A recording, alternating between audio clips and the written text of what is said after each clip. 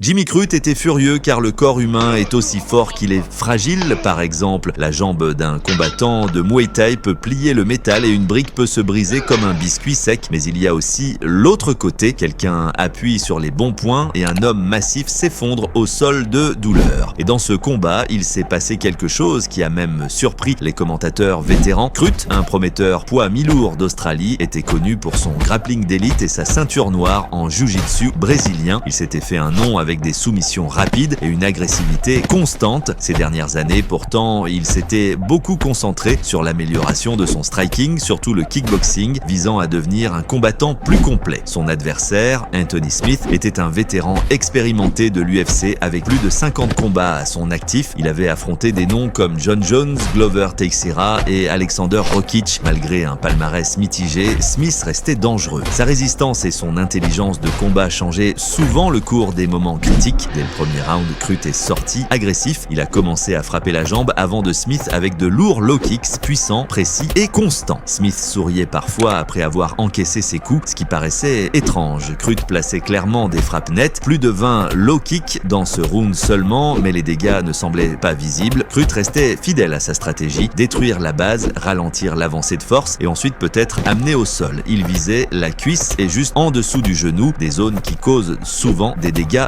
durables. Smith, tout en semblant impassible, devait les sentir. Pourtant, il restait calme, envoyant des jabs et gérant la distance. Puis, au deuxième round, le combat a basculé. Smith a commencé à répondre avec plus d'intention, mélangeant des coups de poing plus nets, puis un low kick. Smith le lance avec un timing et une précision parfaite, atterrissant juste au-dessus du genou de Crute, touchant le nerf péronnier. Cela ne paraissait pas énorme, mais instantanément, la jambe de Crute a cédé. Il a essayé de lutter, ses instincts ont pris le dessus et il a réussi à amener Smith dans des échanges de grappling, survivant au round par pure volonté, mais en se relevant entre les rounds, il était clair que quelque chose n'allait pas. Crute boitait lourdement, vacillant vers le centre. L'arbitre, le voyant, lui a demandé de marcher sur la ligne, un test de coordination standard. Crute a presque chuté, le médecin de ringside est intervenu et a pris la décision. Le combat était fini. Un coup parfaitement placé avait coupé la jambe d'un combattant entraîné. Voilà le paradoxe du corps humain. Crute avait placé plus de 20 kicks dévastateurs avec peu d'effets apparents. Smith en a lancé un et le combat s'est terminé. Aucune garantie en MMA. La puissance, la précision, la résistance, tout peut être annulé par un seul coup bien placé. Et c'est là que se trouvent à la fois la beauté et la brutalité de ce sport.